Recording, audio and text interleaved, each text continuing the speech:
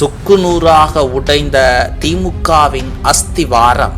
நீ படிச்ச ஸ்கூல்ல நான் ஹெட்மாஸ்டர்ரா, கோலத்தால் வந்த வினை. தமிழக அரசியலில் கடந்த சில நாட்களாக தேசிய கல்விக் கொள்கை, மும்மொழிக் கொள்கை, கல்வித்துறையின் வீழ்ச்சி, ஊழல், சட்டவிரோத செயல்கள் போன்ற விவகாரங்கள் பெரும் விவாதத்திற்குரியதாகவே உள்ளது. இதற்கிடையில் பாஜக மாநில தலைவர் அண்ணாமலை திமுக அரசின் நிர்வாக தோல்விகளை கடுமையாக விமர்சிக்கும் வகையில் இன்று காலை #GetOutStalin என்ற ஹேஷ்டேக்குடன் ஒரு பதிவு வெளியிட்டுள்ளார்.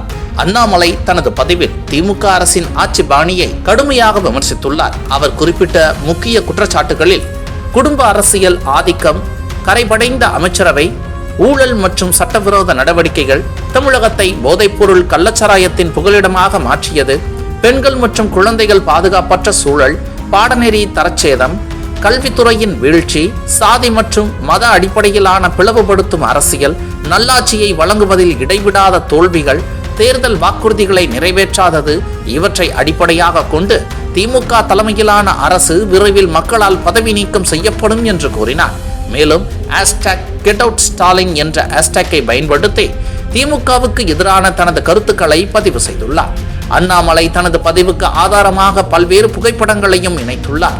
அந்த புகைப்படங்களில் தவறான மருத்துவ சிகிச்சையால் மாணவி உயிரிழந்த விவகாரம், ஒயின் ஷாப்புகளில் எண்ணிக்கை அதிகரித்திருப்பது, விவசாயிகள் எதிர்கொண்ட பிரச்சனைகள், அண்ணா பல்கலைக்கழகத்தில் மாணவிக்கு பாலியல் தொல்லை அளித்ததாக கைதான நபர் துணை முதலமைச்சர் உதயநிதி ஸ்டாலினுடன் இருப்பது, மின் வாரியத்தில் ஊழல் நடைபெறுவதாக குற்றச்சாட்டு, அரசு பேருந்துகளின் தரச்சேதம், மழை வெள்ள பாதிப்புகள், தமிழகத்தில் போதைப்பொருள் பயன்பாடு அதிகரித்துள்ள குற்றச்சாட்டு போன்ற முக்கிய பிரச்சனைகள் அடங்கிய புகைப்படங்கள் இடம்பெற்றுள்ளன.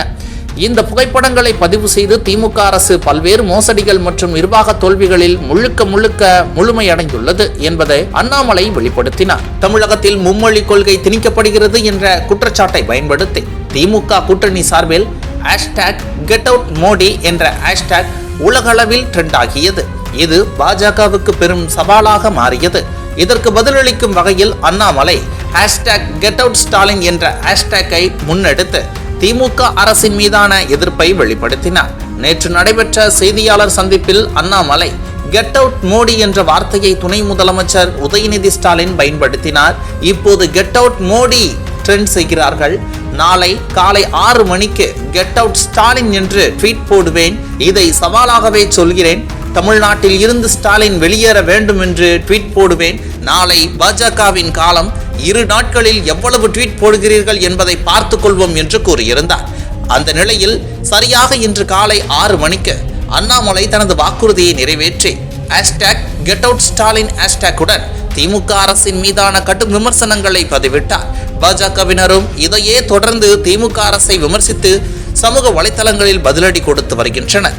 அண்ணாமலையின் இந்த #GetOutStalin ட்விட்டர் பதிவு தமிழக அரசியலில் பெரும் தாக்கத்தை உருவாக்கியுள்ளது. இதற்கு திமுக அல்லது துணை முதலமைச்சர் உதயநிதி ஸ்டாலின் எவ்வாறு பதிலளிக்க போகிறார்? திமுகவின் ஆதரவாளர்கள் இதற்கு என்ன பதில் தரப்போகிறார்கள்? இதுபோன்ற கேள்விகள் எழுந்துள்ளன. இந்த விவகாரம் மேலும் கடுமையாக அரசியல் சூழலை பாதிக்குமா என்று அரசியல் விமர்சகர்கள் கேள்வி எழுப்பி வருகின்றனர். இந்த நிலையில் ஸ்டாப் இந்தி இம்போசிஷன் என்று தமிழக மக்கள் கோலம் போட்டது போல் ஒரு சம்பவம் சென்னையில் நடந்தது. தற்போது அதன் உண்மைத்தன்மையும் வெளியே வந்திருக்கிறது. மக்கள் வீட்டில் தூங்கிக் கொண்டிருக்கும் போது அதிகாலையில் வந்த திமுகவினர் ஒவ்வொரு வீட்டின் முன்பும் இதுபோன்ற இந்திய எதிர்ப்பு வாசகங்களுடன் கோலத்தை போட்டுவிட்டு சென்றதாக அப்பகுதி மக்களே கூறி வருகிறார்கள். தற்போது அந்த வீடியோ வைரலான நிலையில் இதுபோல அற்பத்தனமான காரியங்களை செய்ய திமுக என்றுமே தயங்கியதில்லை என்று நெட்டிசன்கள் வருத்தெடுத்து வருகின்றனர். இதுபோன்று முக்கிய நிகழ்வுகள், அரசியல் தகவல்களை ஆழமாகவும் மாறுபட்ட கோணத்திலும் அறிந்து கொள்ள மறக்காமல் உங்கள் IND தமிழ் 24x7 பக்கத்தை பின்பற்றிக் கொள்ளவும். உங்கள் ஒவ்வொரு ஆதரவும் இதுபோன்று பல நிகழ்வுகளின் பின்னணியை அறிய உதவும்.